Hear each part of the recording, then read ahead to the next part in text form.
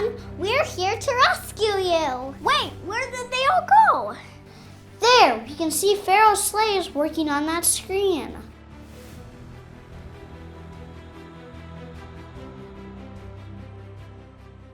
By the way, doesn't it seem weird that we have screens and holograms and things like that? They obviously didn't have those things back in Bible times.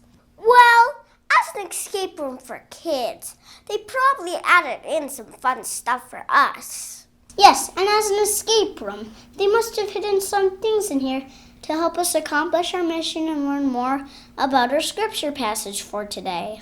Spread out, everyone. Look high and low. Leave no sarcophagus or scarab unturned.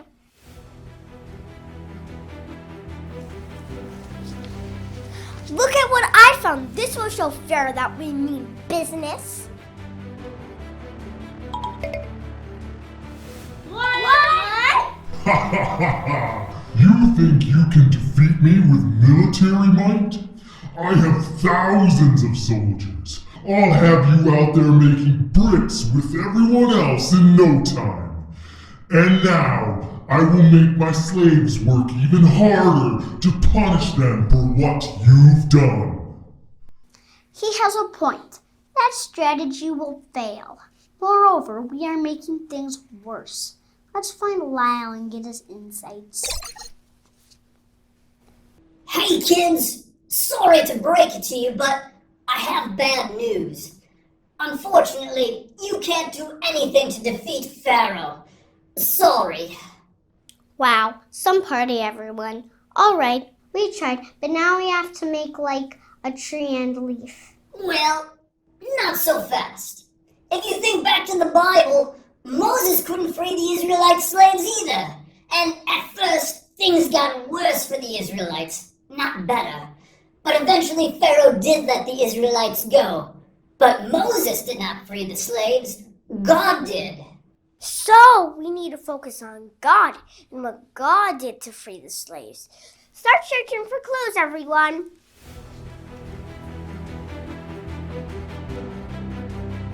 Look, I found a frog is a scientific order Anura. Whatever, I want to call him Lordy McFroggerson.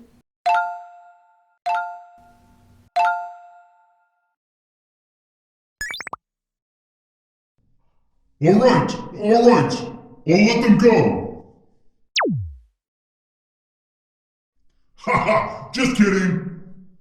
All right, then let's try this.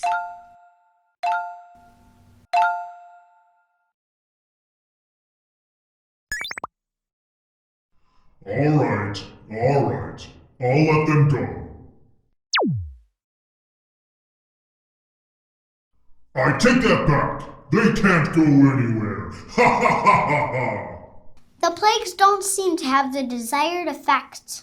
Well, in the Bible, God actually sent 9 plagues at first as a warning to Pharaoh.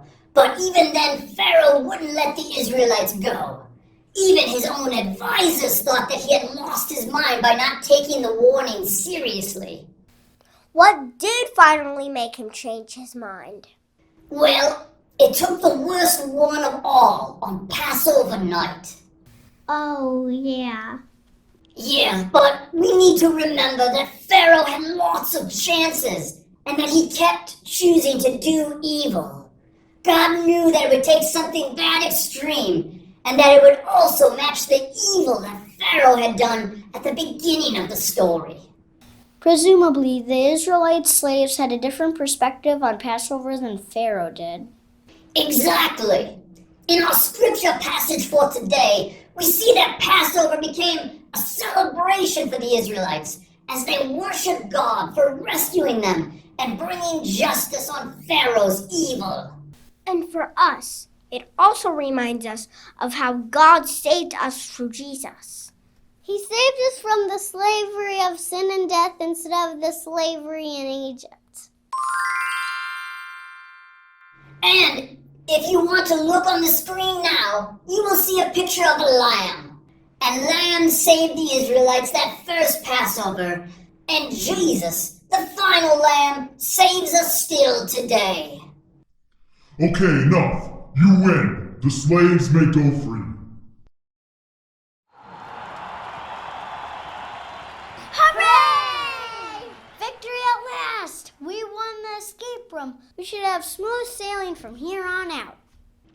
Well, I wish we could say that. In the next room, you will see that you have more challenges ahead.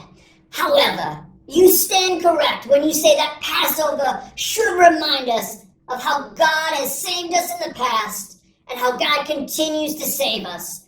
And that should lead us to thanks and to worship God. Good luck in your next room. I hope that helps you understand our scripture passage just a little bit better. Goodbye, everyone.